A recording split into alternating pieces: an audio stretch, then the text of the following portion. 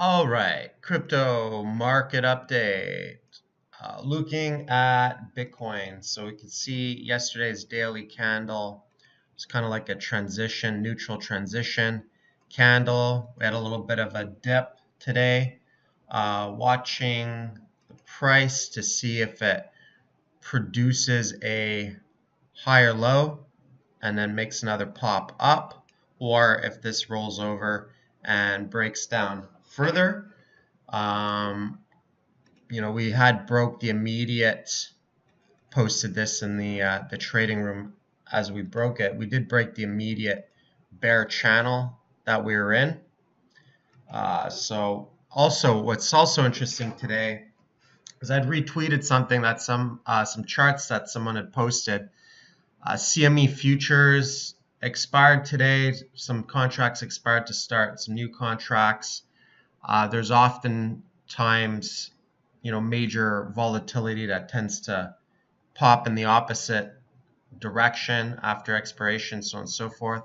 We'll see if there's any validity to that this time around. Not out of the woods yet, of course.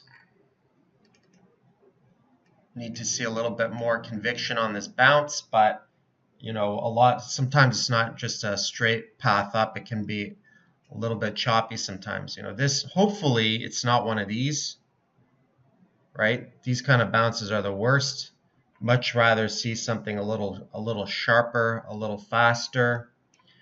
These kind of slower grinds at support can be just a little bit slow, right? So I'd like to see some follow through. What I would like to see from here, and sometimes like getting a little bit of a retracement is okay, because obviously things don't just shoot up in a straight line. But if we can see some follow through and be able to pop another green candle, I think that would look promising as far as getting some momentum on the bounce side, right?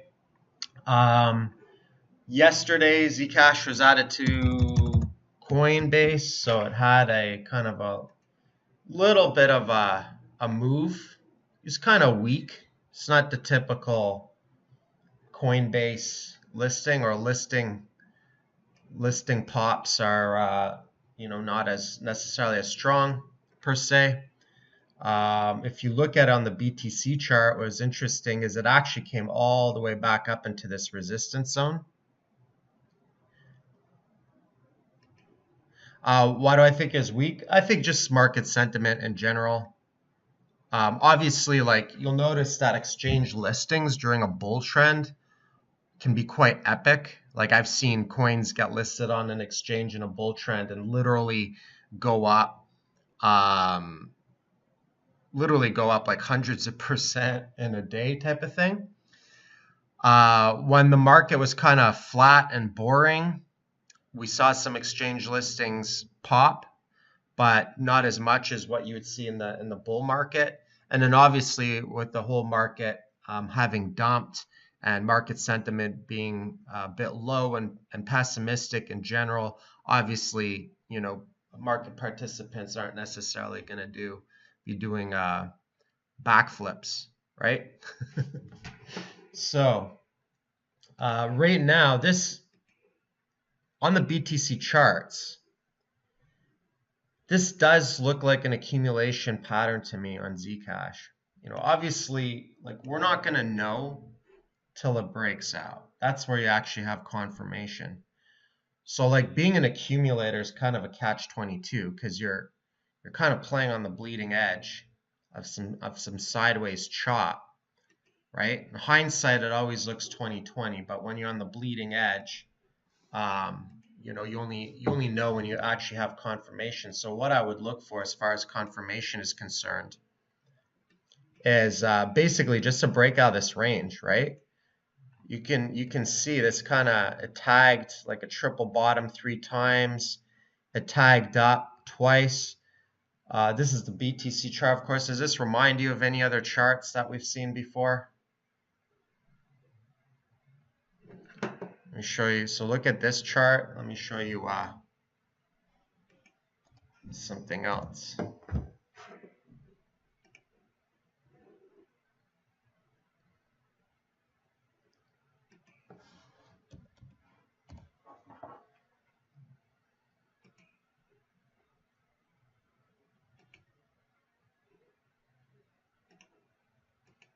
So this is the daily.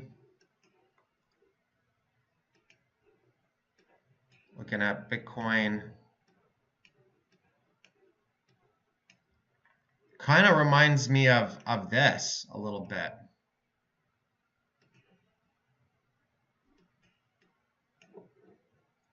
Except for instead of triples, you know, kind of hit doubles. But if you pop it up here, you see it like tags up, drops, tags up, drops, tags up, drops, tags up, drops, tags up, drops, tags up, right? So just a thought, we won't have confirmation till after the fact. So obviously, like, there's two ways to play that, right? The aggressive way would be to actively accumulate. The conservative way would be to wait for a breakout outside of the range with some volume, right? If you wait for outside the range, you probably won't get the best price. However, you might catch it as it's building up momentum, as long as the breakout doesn't look like this. Right? If the breakout ever turned into one of those, well, you probably wouldn't have too much time to catch it, right? So, but if you just kind of look at things on the bigger picture here, this market looks really, really compressed. I mean, this is really, really tight. Very tight range, right? Compared to the highs, relative to the highs, lower highs, and then drops, all-time high, all-time low support, slight uptick in volume a little bit, some areas, and then just ranging, very, very tight range. And even though it's in a tight range, on the USD chart though, because it's crypto, it's still volatile, right? So it doesn't look like much when you compare it to the other wild swings, but if you were to measure it from, you know, top to bottom, bottom to top, it's still quite the volatility range. And especially if you were to look at that on the USD chart, you know, very kind of tight range. And even though it stayed flat on the BTC chart, obviously with the drop of Bitcoin, you know, from this high down to this low, I mean, and that happened fairly quickly. That's a 57% drop, right? So what I'd like to see on the USD chart is you can kind of see that it popped up here and it retested resistance. I'd like to see it kind of break out of the slow range, break out above 100, right? Then that would be a good sign. It's a little bit of volume here on this drop. That said, as far as Zcash is concerned, because I'm accumulating it as an investment, my game plan is I just want as cheap as I can, right? So if it ends up going any cheaper than what it went, like let's say it went down to really abysmal levels, like 20 bucks or something ridiculous, like let's say it turned into a full retrace coin, I'd probably buy some more, and then that would likely completely conclude my accumulation. Multi-year holds. It's like what I mentioned before. The biggest lesson that I learned, I mentioned this a few times this week. The biggest lesson that I've learned over the past, 4 or 5 years, and completing one market cycle to one peak to peak, possibly low to low on a market cycle, as I honestly believe that from what I've seen, the biggest grand slam strategy that requires the least amount of effort and possibly the biggest gains is to buy the right markets that survive in crypto in accumulation and hold it as a multi-year investment until the next cycle, which has many, many various different benefits to that. For one, tax benefits of not paying gains tax if you're not selling, right? If you're, if one isn't considered a professional trader, quote unquote, and just kind of like an investor, then, professional trading income can be taxed as business income, whereas the other one can be under capital gains. But also, sometimes one can cut themselves short, right? So what I mean by like a full market cycle, and obviously what I would like to see ultimately moving forward, could the next market cycle start in a few months? It could. I mean, it could start, right? I don't think it would break the all-time high in a few months, but like what I would look for if it were to start is, let's say we complete this bounce. I mean, I'm drawing a straight line up, but maybe it zigzags up, right? And then a test to this area, probably hit some resistance. Then I look for a higher low that retests and breaks through, maybe hits resistance in through this point. It's just like a rough look at what I would look for. And then perhaps retest support, see if that holds up. And then something like this, right? Maybe retest a higher area. In my opinion, like if we could retest an area like here, the price could go up. If the price did go up to, let's say, even if at this point, even if the price went up to 7K, I think that would be a really, really good sign. 8K would be even better. You'd have a retest of resistance. So like one thing that we talked about a lot, like even though I was buying some stuff in through here, which in hindsight obviously wasn't the best idea. What the better play would have been to wait for some confirmation with an equal high, and it was a bit of a trap because Bitfinex did kind of produce that. So I added to my positions, but then that turned into a bit of a bull trap here, right? So like basically what this happened right here is what I was looking for, right? Which is basically just like a break, descending line, a retest of a resistance point for an equal high, but then it just kind of flopped. So it was pretty much just a bull trap ultimately, right? But those nice $1,000 candles, like this was a $1,000 candle in a day, that this is kind of like the kind of moves Bitcoin used to do when it would break out and pop bullish, right? And it did it right at a breakout point too. Very key point that everyone was watching. So, but the full retrace was obviously a sign that it lost strength and momentum. So now we have to try to recover from that. Interesting thing with market sentiment is, CNBC's blowing the trumpet, bringing on people like Nouriel or Bloomberg and CNBC. They're bringing on people saying, oh, it's Bitcoin's dead again. Nouriel's coming out on his soapbox. It's like the same old, right? They should try to at least find some new people to call Bitcoin dead, because Nouriel's been calling it dead since 2012. So in my opinion, like his opinion is invalidated, right? If you've been screaming the same thing on your soapbox every day for, since 2012 in Bitcoin, well, at some point you got to step back and realize that you're stubborn and wrong, right? So, but that's nothing new. This always kind of happens when the markets are at a low point. So that's kind of what I would look for on the bull side, and then obviously on the bear side, perhaps like if this breaks down, if this doesn't hold up, this little bounce, if it doesn't hold up, then maybe we end up getting another wick down, right? So if you look on the 1 week charts, we have a bit of a tweezer bottom, but we're going to be closing out the weekly chart on Sunday.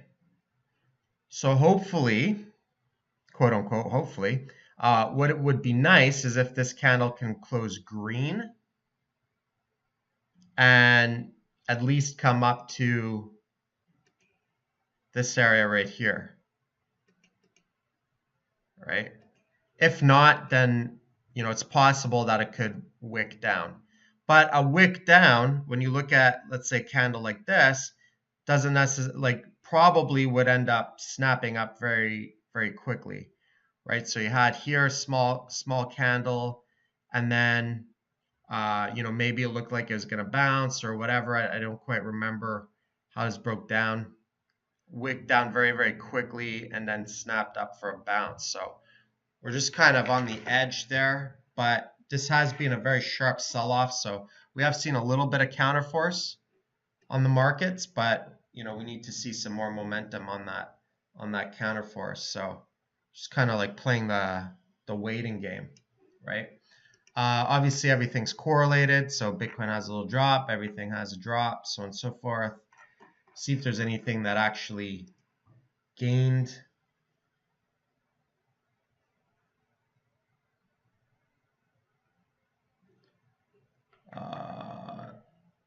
I think this one was like the big gainer, Theta token, for some reason.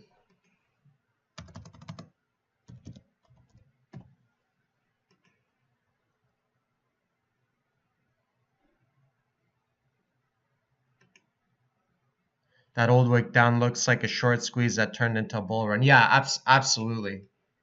Whoa. What the hell's going on here? Oh man, altcoins are ridiculous. Like this. Oh, this stuff always cracks me up. Okay, let's just pop a daily candle, 200% gain in, probably like a few hours. And then let's just do a full retrace. It's probably going to do a full retrace.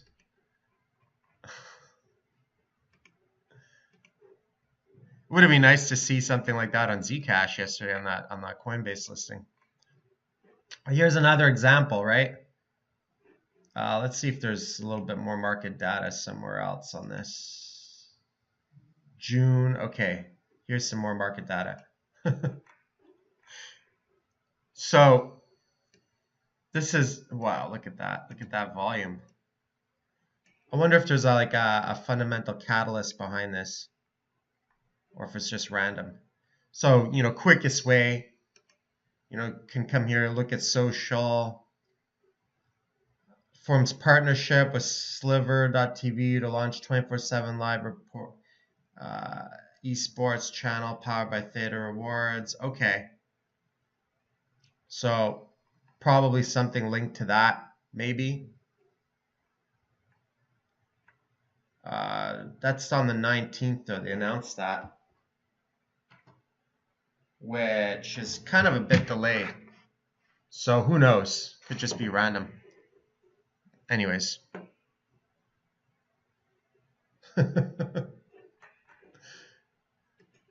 So this is another prime example of what I'm talking about. You have this market, bleeds out, drops with everything else. Ranges sideways, kind of looks dead, uneventful. Nothing to see here. This coin's dead. And then boom, just like randomly up 200%. So I would suggest, was it exchange listing? Okay, maybe that would make more sense. So what I would suggest is, anytime, because look how, okay, so it got listed on Upbit, interesting. So look how fast, okay, so this is an exchange listing that had a little bit more firepower than the Zcash Coinbase listing. So what I would suggest is, in the event of buying, like let's say you play the game where you buy some coin here when it's flat and so on and so forth, just stack limit orders. This wicks up, this probably drops so quickly that if you didn't have limit orders, then chances are you wouldn't get a fill. And then also, even for sometimes one could also do limit orders as damage control. You know, if you bought something and it dropped and it pops up, stack some limit orders. You know, sometimes if you really want to reduce a position, you can stack some around the break-even point, maybe some a bit higher, so on and so forth. What was it? It was GNT, I think it was. Just had this like random, not huge, but it was just this random spike that just it doesn't look huge, but it was 80% random spike, right? Which kind of just came back into this zone right here. So we don't have anything really trending right now. Yeah, DMT did the same thing. So alts will kind of just randomly do that.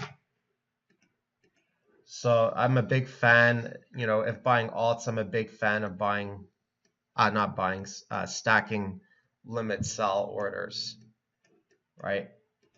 And there was a couple of instances, there was rep. At least in this market, you got to try to get whatever action you can. You know, in a bull market, you can do that, but you know, you could also just hold positions because the markets tend to be trending a lot more. I think this was the spike on rep. We just had this like random spike. I remember. I ended up taking some profit on that. Just boom, boom. And then I remember GNT had this completely random spike a while ago as well. Something like completely nuts. Look at that. You know, that's obviously not sustainable. But if you had some limit sell orders stacked and suddenly you just hit a bunch of pay dirt, you just won the shitcoin lottery, right? So that just surprisingly this happens more than not. And then also on the flip side, like we talked about with some markets, right? Especially if it's like less, like look at this, right? Here's an example. Kraken, XTZ on the Canadian charts. I don't know what the heck happened, but for some reason, maybe some major slippage, or you know, Spoofy the bull whale got a little too drunk one night or something. I don't know what the hell happened here, but or if this is even accurate, but apparently someone market ordered this up to $44 Canadian, which is absolutely ridiculous. Now, obviously, very, very thin order book, right? If you had like a big sell walls or whatever, it would probably cut this short, right? But then on the flip side, you got the opposite, right? We had like a flash crash on a very thin order book. Right, look at this. Boom, flash crash all the way down to, you know, 11 cents Canadian, right? XTZ.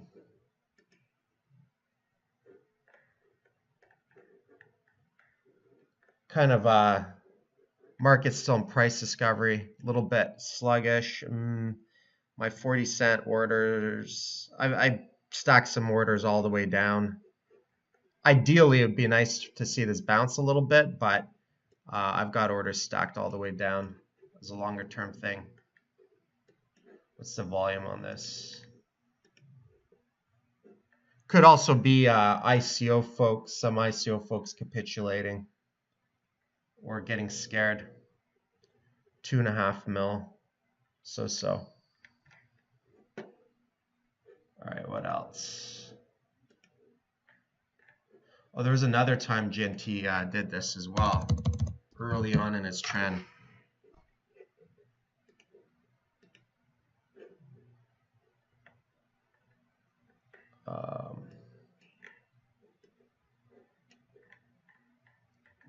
Which kind of paved the path, right? So it's like right here. One shot went up 220%, which obviously showed where the market wanted to go. And it shot up. I missed that spike. I don't think I caught that, but did manage to sell higher up. And this is like one of those markets that look dead. It's like slow bleed sideways. in the gutter. And I think I bought it, actually I bought it as it was ramping up a bit. So I think I bought it like right around here. Playing this trade, I think realistically, to play this trade, just again, stacking the limit sell order is pretty simple. Like even if, I don't know if a fib extension would actually shoot that high. Okay, so kind of, if I were to just do a quick fib extension, it just shot up. Yeah, I would definitely leave a run or two. I don't think I would go all out. Although if you did go all out, you could just buy all the way back in. Those big spikes, full retraces, if you hit them, one could take the difference as profit and then, buy your principal amount. And then it's all just it's all gravy at that point. The risk is being eliminated at that point, especially once the risk capital's out.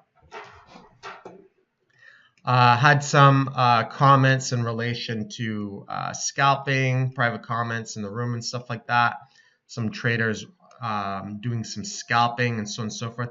And yeah, if you're new to trading or whatnot, just because I'm kind of I lean more towards swing trading, and now I'm even with these prices this low, I'm leaning even heavier towards just longer term investment, right?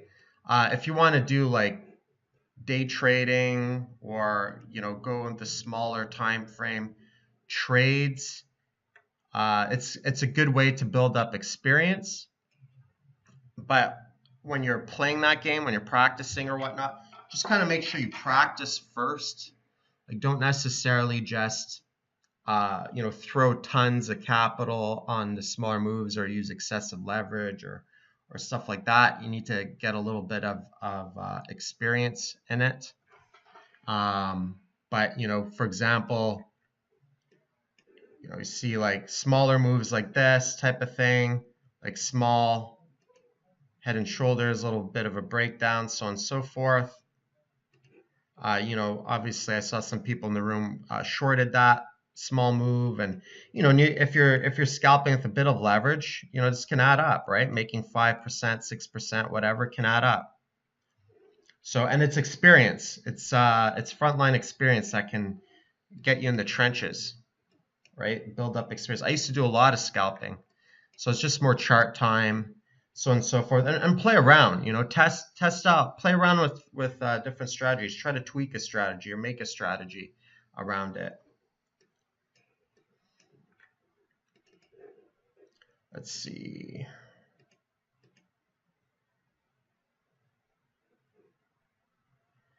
Anything else stand out? Ticks. Things that bled out. Okay, obviously DMT dropped. No, that's not. The volume's okay on that.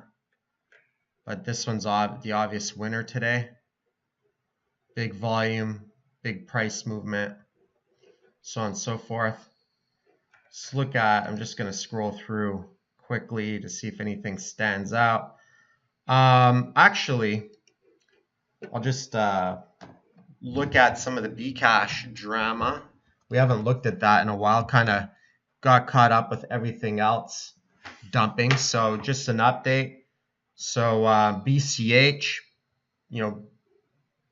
Bitcoin Cash SV or whatever got to keep the BCH ticker. Obviously, Roger Ver's influence with the exchanges or whatever. The exchanges decided, so they get to keep that ticker.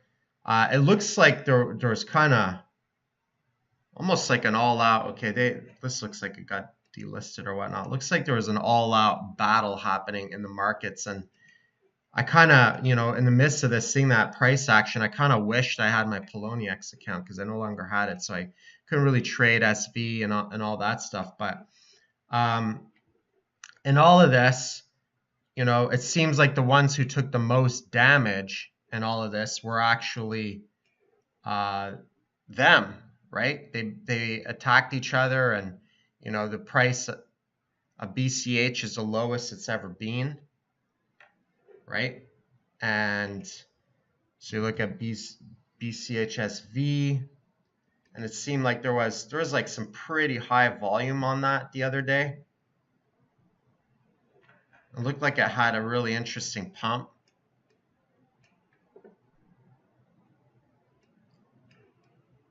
Yeah, if you had BCH, you'd also own BCH SV.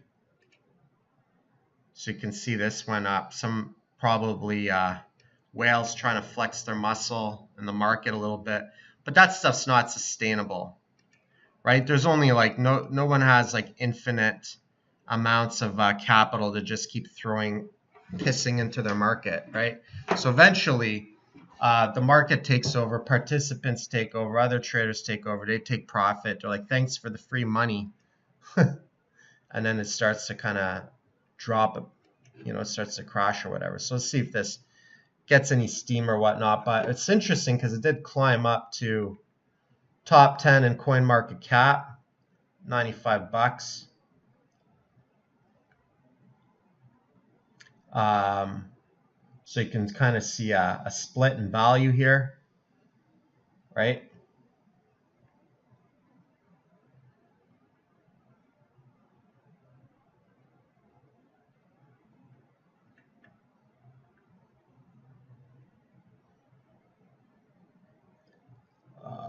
Goldbit coin, 20,000 in volume, not even worth looking at. I don't look at low volume stuff that moves up that way because it could just be one person, right? That doesn't necessarily show real market interest in anything. So just a lot of red as a result of Bitcoin's depth. It's really literally just trading one single market. So we looked at this before. I just tossed an RSI on this, and similar to Bitcoin, it's the most, like the entire coin market cap is the most oversold it's ever been. It's pretty wild. It's quite a lot of selling. Obviously an uptick in volume, descending wedge. We'll see if this kind of holds up. But the overall structure of the market cap, and the reason why I'm looking at the entire market cap is because you look at that correlation between Bitcoin and everything else, it's really just like trading a single market at the end of the day. There's nothing that really stands out on its own except for the occasional exchange listings and this and that. It would be nice to see the overall market mature and to actually see, some markets, bull trending while other ones are in a bear trend and stuff, like this extreme correlation. It's pretty much just like trading one market, right? So this would be the 3K point on Bitcoin right here. So we have support and resistance. So this is kind of tracking and mirroring the Bitcoin price in a lot of ways, except that the Bitcoin price did break out of any possibility of a descending wedge. It did break below that, but the overall market cap didn't, right? So there is support in through here. So the most bull side scenario, what I almost like a do or die moment, is if we can get a breakout of this descending wedge in the overall market cap, then that would, in my opinion, I think that would lead to a full alt season, and even if Bitcoin came back to its previous range, we'd probably see some explosive moves in altcoins, right?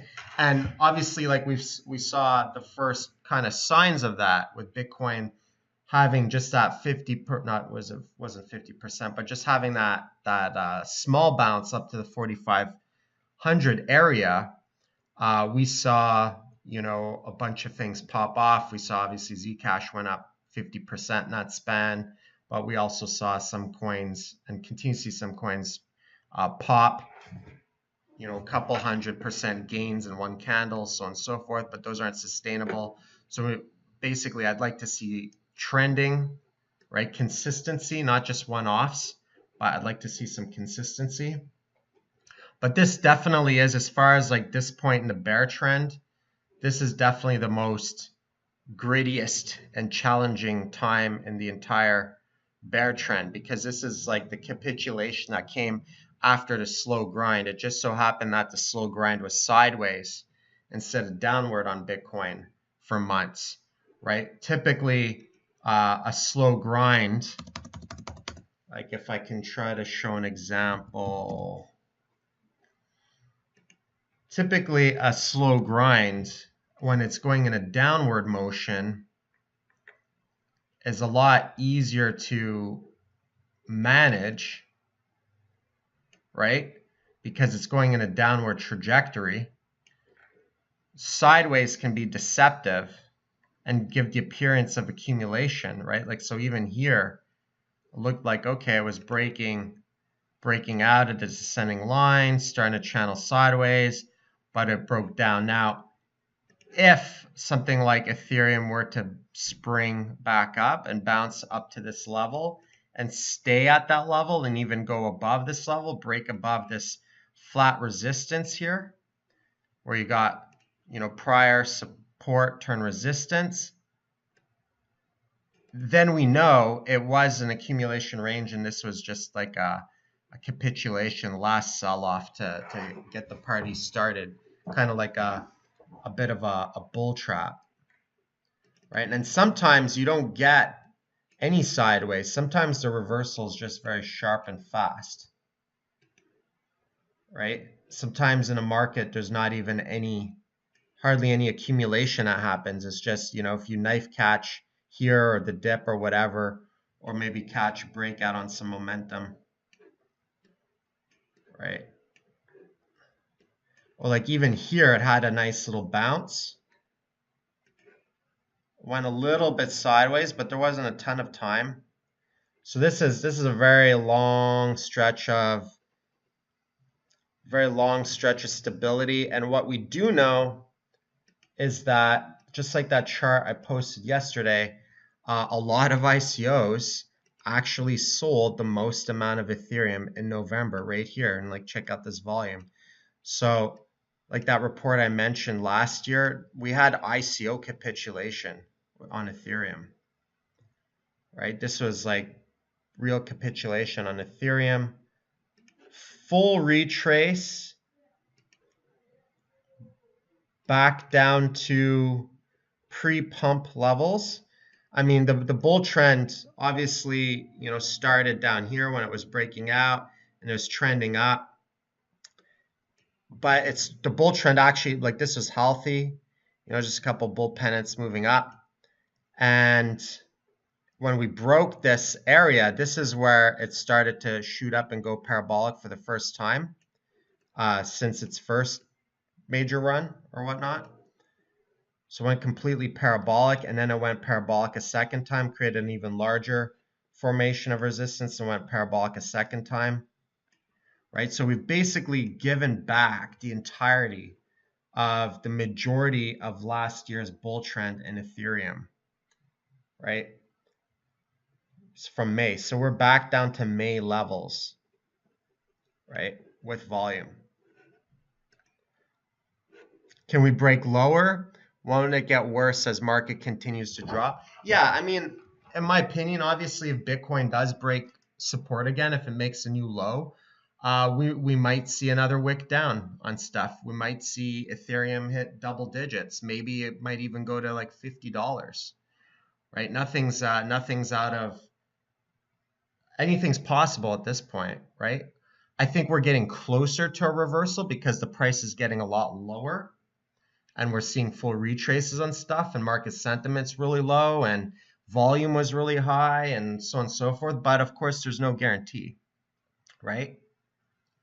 So right now, it's just really playing the waiting game. But regardless, this is kind of one of the reasons why the thing that I'm the most interested in is the longer term investment plays, because to me, like, the prices that we've seen are low enough that I feel good about buying at these lower levels for longer term investments. And the key to that, and obviously the key to accumulation, is just make sure you have ammunition. Don't burn all your ammo. I did go in a bit heavy on this dip. I might base it. What I buy? I'm not buying Ethereum right now. I'm not going to. It's not my first pick. It's already had like two pump cycles, two bull cycles.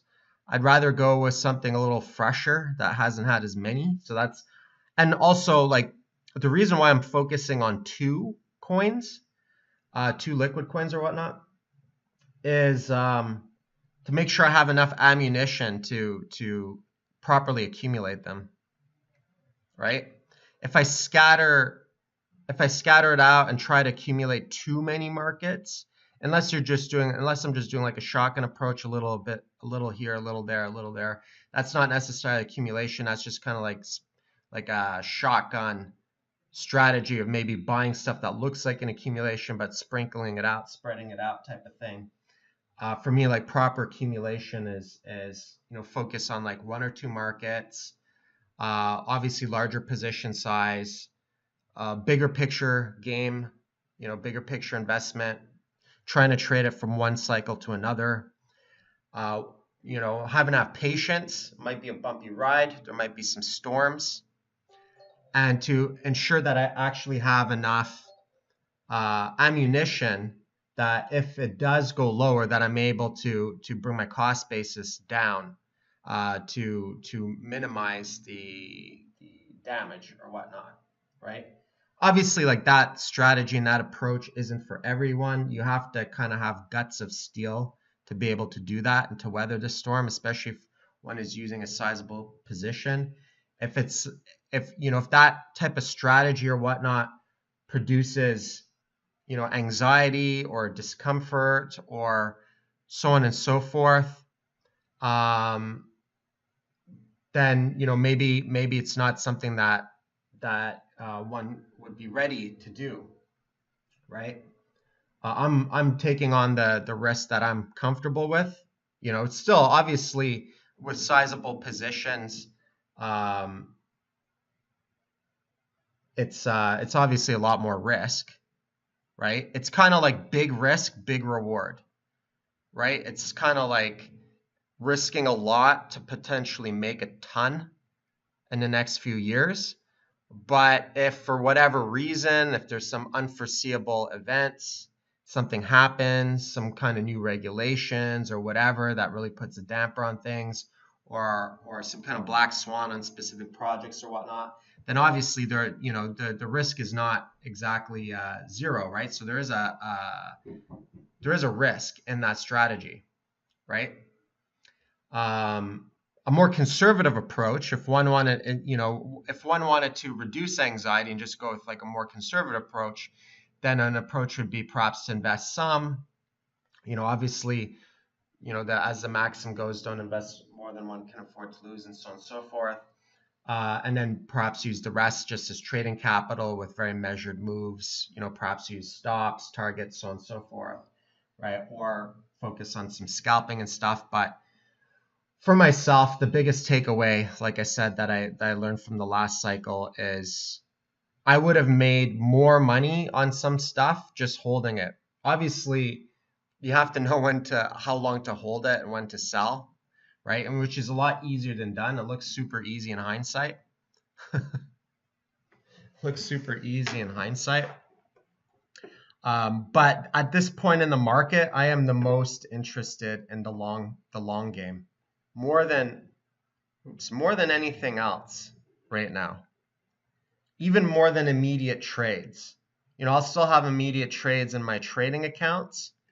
And I'll exit some stuff on a bounce or so on and so forth. But more than anything, planting seeds for 2020, 2021, moving towards the next halving or even into next year. We could start the reversal depending on what kind of market sentiment is hit around backed and all that stuff. Now, the biggest risk, in my opinion, the biggest risk that we have moving forward, I believe, is black swan regulation, like regulatory events. So, for example, Let's say like after this is one thing that kind of concerns me a little bit moving forward is like let's say that Bakkt comes out and Nasdaq, New York Stock Exchange, they're all getting in crypto. Everyone's they're all getting in crypto. If the regulators came out and said, okay, see all these old crypto exchanges, you're all dealing with unregistered securities. We're going to give you a bunch of massive fines and make you mass delist a bunch of shit. That would probably be like a coin apocalypse for a lot of stuff. So that, in my opinion, is the biggest, more so than talking heads saying something's dead or just market volatility or any of that stuff. In my opinion, obviously the biggest risk would be if if exchanges were shut down or targeted because they have been going after ICOs and stuff, and so it's doing an ICO these days is super risky, so on and so forth, right? So obviously, I don't want to evoke fear or anything like that, but I think it's also healthy to actually look at what kind of risks could happen, like what would be like the worst case scenario. That to me is probably the worst case scenario I can imagine. That said, um, if that didn't happen instantly and the markets start to move up before then or whatnot, it can give one ample opportunity to lock in gains and so on and so forth, and to hedge and obviously take profit along the way, risk management, so on and so forth. And obviously, like if that were to happen, then yeah, Bitcoin still continues to be my largest bag, right? Because of that, we know that Bitcoin's kind of safe. It's the as far as like from a regulatory standpoint, it's like the safest crypto out there. It wasn't an ICO, it was a fair launch. It already has like well-established regulations, blah blah blah.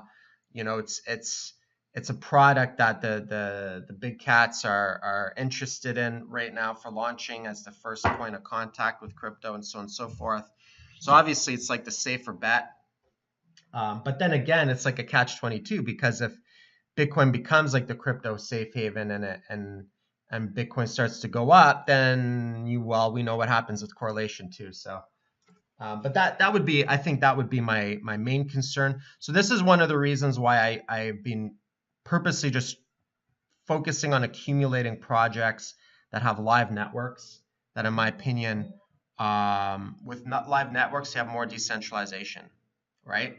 It's harder to stop, so on and so forth, once they're live, versus like just some kind of DApp on Ethereum, some decentralized app and some white paper or whatever. Those are easier to shut down, especially any project that hasn't produced anything. But in my opinion, networks are the best from a risk standpoint. Obviously, Tezos has some risk because it was an ICO. So hopefully there's no black swan or anything in relation to that per se. But it does have a live network, and it doesn't face the same problems of mining centralization that Bitcoin's facing right now, which is a non-negligible problem. I mean, it's substantial. Mining centralization, I don't think. Oh, something else I want to point out. I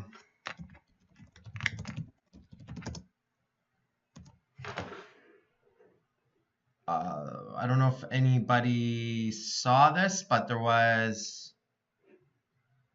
there a chart? No, one sec.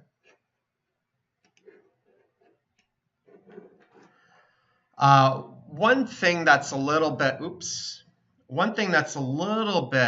different though in this whole hashing war and stuff is, there has been a significant drop in the Bitcoin hashing price power with the drop in price. It looks like it almost like went parabolic and so on and so forth. So I think there has been correlation between price and hashing power. So it'd be nice to see a bounce or for this to like even out a little bit. So we've had to have some crashes before, right? So hopefully the exponential growth of this continues. This is probably might have something obviously it has something to do with the drop in price. Some miners can't afford to mine, so we see a drop in price, and also maybe some of the hashing power is being pointed towards the whole Bcash war. So that might have contributed to it, because I think the slump started with that. So this is also something to pay attention to watch, right? Because this is all, at the end of the day, this is all experimental. We need to continuously push out new technology and faster chips for higher hashing power, whatnot. Which obviously I've hedged my bets too by investing heavy in a the newest proof of stake coin. If something ever did happen with mining or whatnot, then I think that would be a good way to hedge my bets or whatnot. But this will be interesting. Keeping my eyes on this, and that's pretty much it. So just playing the waiting game for now. And if we tag, I think if we tag the 5K area, I will do a bit of bag cleanup.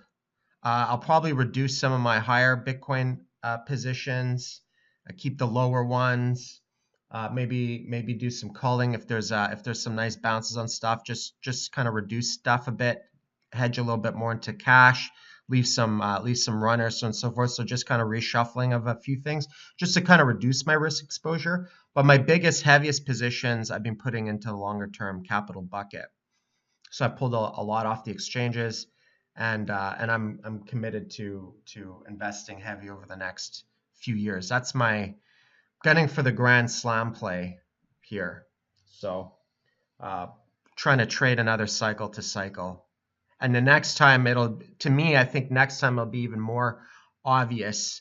Well, it was pretty obvious to me when Bitcoin went parabolic, but after experiencing like a couple of those parabolic markets, on the next one, I'll probably take profit along the way anyways at different milestones. One last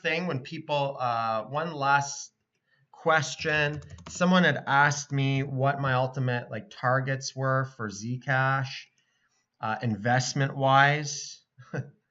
Obviously, for trades, specifically for trades, at this resistance point, I'd probably, as far as what I bought specifically for trade, I'd probably take a little off the table at some of these resistance points if we can make it there. But as far as my longer term stash, if we hit close to the $1,000 milestone, 4-digit Zcash, to me is a milestone that I'm gunning for, and I'll take a nice healthy chunk of profit from my longer term stash. It might take years if we get there, of course, no guarantees.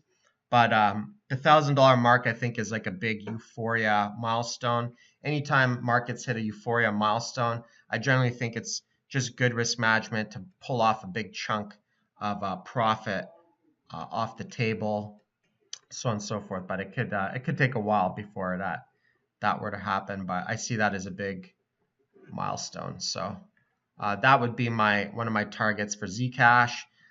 For Tezos, I think 50 is a nice round big target that I'd like to see on the next cycle. But I think if we didn't make it to about $10, I would definitely take some off the table as well at about the $10 range, just off the longer term stash. And that's not necessarily selling. If the $10 position, I would probably just sell everything that it accumulated, because it's obviously getting passive XTZ. So I'm just going to hold that. I'm not going to sell any of that at the lower prices. If it ever does get up to the higher prices, as soon as it hits a double digit number like $10, anything that was self-accumulating, any of the cream that rose to the top at the lows, I would sell that as my first take profit without tapping into my principal amount. Just obviously manage risk, take some off the table. It's something I do in bull trends when things are hot. I just sell incrementally along the way. You never know where the top's going to be. And I was taking profit along the way in 2017, and even when we had that big alt run the summer before, pulled out hard profit then too, and all those alts went parabolic. So without the ICO use case for Tezos, what are the use cases for it to hit those targets? I mean, anything. It doesn't necessarily have to just be ICO driven. Anything that's linked around decentralized applications, so on and so forth, right? You know, there's a lot of, the reality is people can create dApps without even needing to tokenize them, or without even needing to do ICOs. Like some of the dApps we saw were kind of gimmicky anyways. It's like they have a dApp and they're like, okay, how can we put a token to this? So you don't even necessarily need that. And for the most part, it's just being able to create applications on a decentralized network, which is all still experimental in a new industry, right? We don't even know the fullest potential yet, because we haven't even reached the fullest potential yet of what these can do. So, and this is a new mutation of this. So, all right, folks, that's it for now. I got an appointment. Take care, folks. Cheers.